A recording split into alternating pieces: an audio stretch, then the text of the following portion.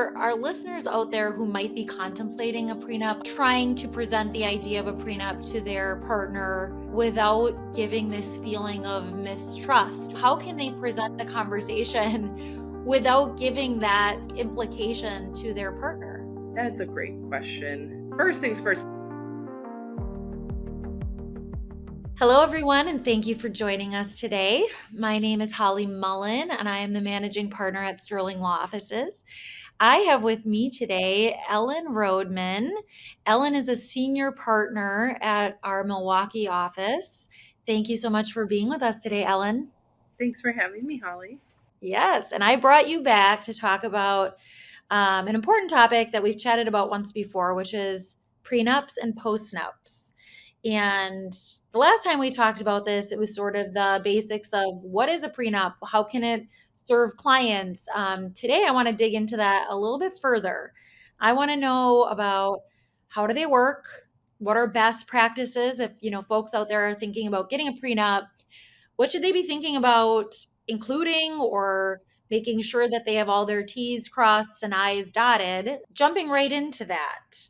What makes a prenup legally enforceable in Wisconsin? Sure, there's a few requirements and things that the courts are looking for. So the first thing is it has to be in writing, of course. It's a written document.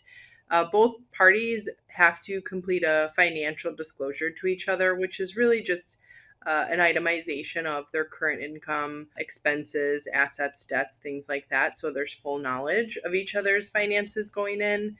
And then fairness. It needs to be fair both at the time that it's being entered into as well as at implementation, or like when the parties would be getting a divorce. And then that the parties have entered into it like in a standard contract way with all those pieces. So they're both of age, they're over the age of 18, they're consenting adults, there's competency, and that nobody was forced into it, coerced into it, things like that. Yep, that all makes sense. Essentially standard provisions of what we would see in any enforceable contract, right? Correct. Yeah, Yes. makes sense. So we touched on this in the last episode, but I want to talk about it again. And what do you routinely see included in a prenuptial or a postnuptial agreement? Sure. So the most common things that we routinely see would be regarding property division, which would be how the parties intend on splitting not only their assets, but also their debts in the event of divorce, as well as support provision. So what we would call spousal support, maintenance, alimony, how that would be dealt with as well. What about provisions that cannot be included in a prenup or a postnup? Yeah, provisions regarding children cannot be included in prenups, not even really aspirational provisions. Those are reserved for the parties to agree upon at the time of a divorce, or for a court to decide based on what's in the best interest of the children at that time. How important is it when it comes to timing for signing a prenup? Like if you were talking to a potential client about they were contemplating a prenuptial agreement, is there a timeline that you would be saying is smart or practical when it comes to entering into a prenup? Sure, I think a safe range would be anywhere from maybe a year, 6 months, to maybe a month before the marriage. I mean, the more time you have between the execution of the prenup and the marriage, the better, just because then any argument that maybe somebody entered into it under duress based on how quickly the marriage occurs after goes away. But there are no hard and fast rules in Wisconsin.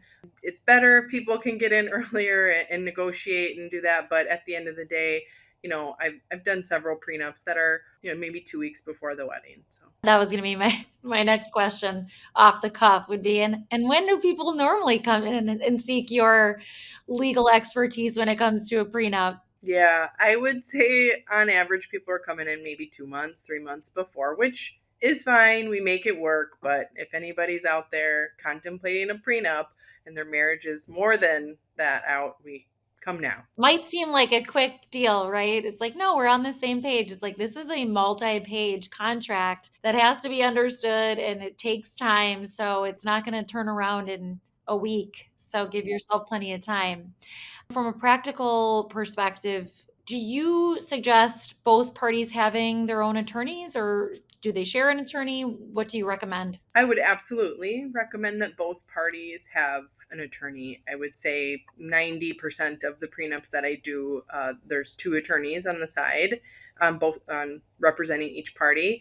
And one party's attorney would be the drafter, and then the other party's attorney is usually the reviewer, right? So And it's a give and take, a kind of back and forth on just negotiating and making sure both people are okay with the terms. absolutely. The one party who has their attorney draft the prenup usually is the one that kind of starts off the negotiations by providing the original draft that more often than not their client has already approved. And then their reviewing attorney would review it with the other spouse, make sure that they're comfortable with it, make any changes. And then it's kind of a back and forth volley between everybody until there's a final product that everybody agrees upon. Where does the document go after it doesn't get filed with a court, right? Because there's no divorce pending at this time, right? They execute a prenup and then what? The attorneys would keep a copy of it, certainly. And then I always send a copy to my clients and tell them to put it in a safe place. That can be electronic, right? Put it in the cloud somewhere very safe, or, a safety deposit box, something like that. But yeah, until maybe a divorce is filed, it does not go in front of the court. The court would not see it until a divorce was actually filed. Understood. So there's no publicity around it. It's not a public record. Nobody is aware of it except for really the parties and their attorneys.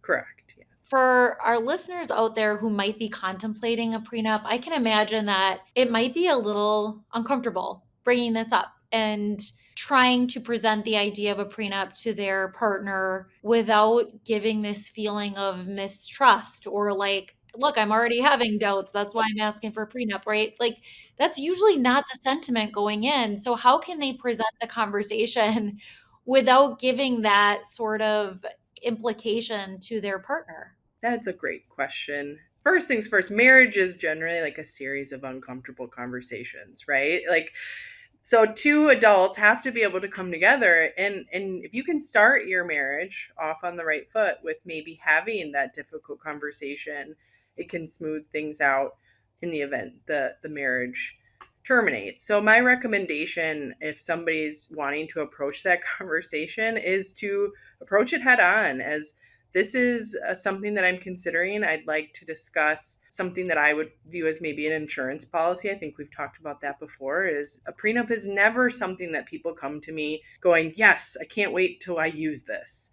The hope is that they never do. They never want to look at it after they leave my office, because that's a sign that something bad has happened. So being able to approach it direct on and say, let's work together in a healthy way to decide what would happen to our assets and debts, and a support provision in the event our marriage ends, when you're in a good, healthy space, as opposed to maybe later down the line when feelings have changed towards divorce. It's going to be easier to have those conversations when it feels like it's coming from a place of love and transparency than from a point of, we all know where this is headed, so let's get ahead of it.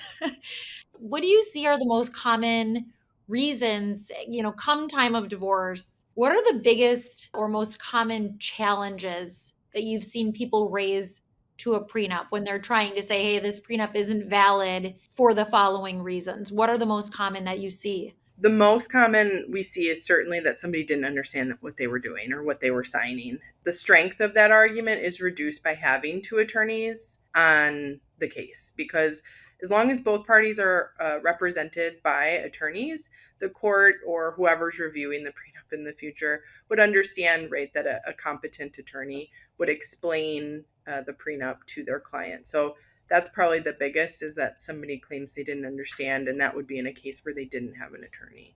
So that's why we recommend having two attorneys. Yeah, that makes perfect sense. Kind of nips that argument right in the bud, saying, I didn't understand, but you had legal counsel that walked you through it and you signed off on it. What about real life cases, in our office here that you've seen? Any situations where a prenup wasn't enforced? Whether, I'm not suggesting one that you drafted, Ellen. I'm saying you didn't draft this prenup, but then you came in at the time of a divorce, and in the divorce, the prenup was challenged and ultimately was not enforced.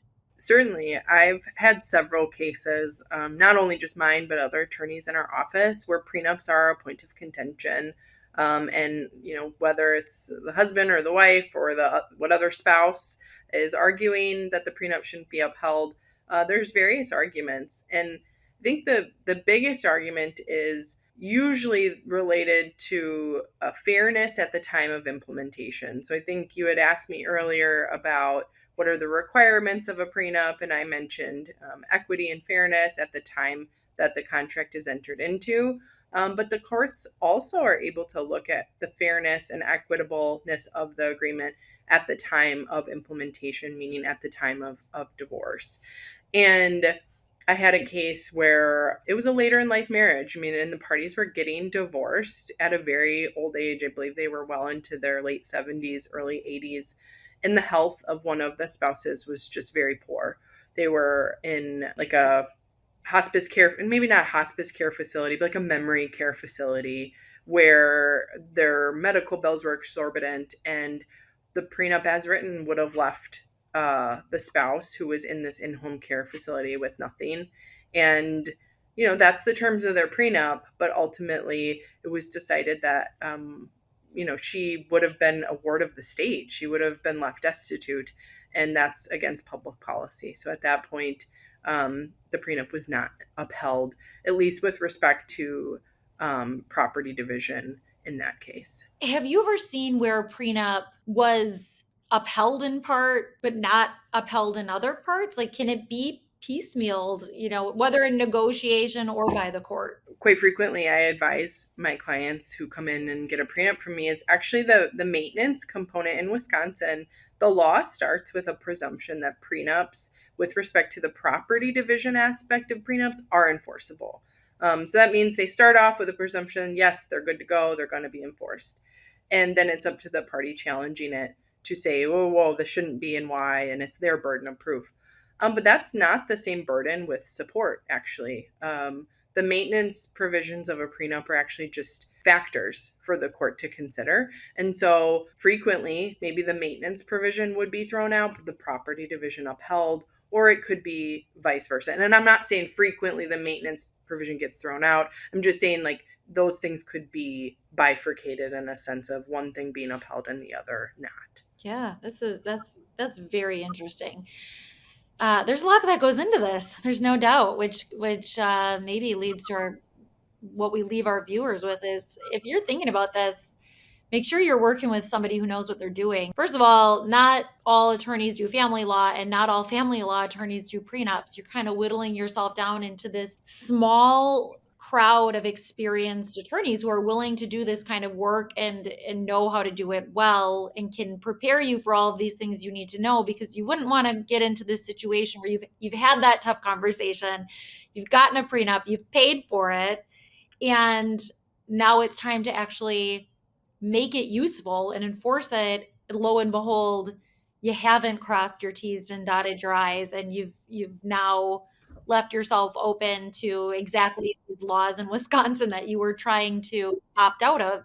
So this is incredibly helpful. As always, Ellen, I so appreciate all of your expertise and sharing these insights. You're very welcome, Holly. After going through the complexity of prenups, it's clear that planning ahead matters.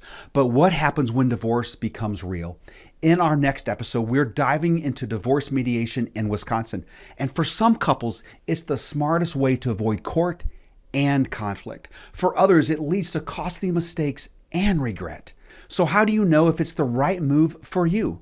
Click to find out what too many couples wish they knew before they started mediation.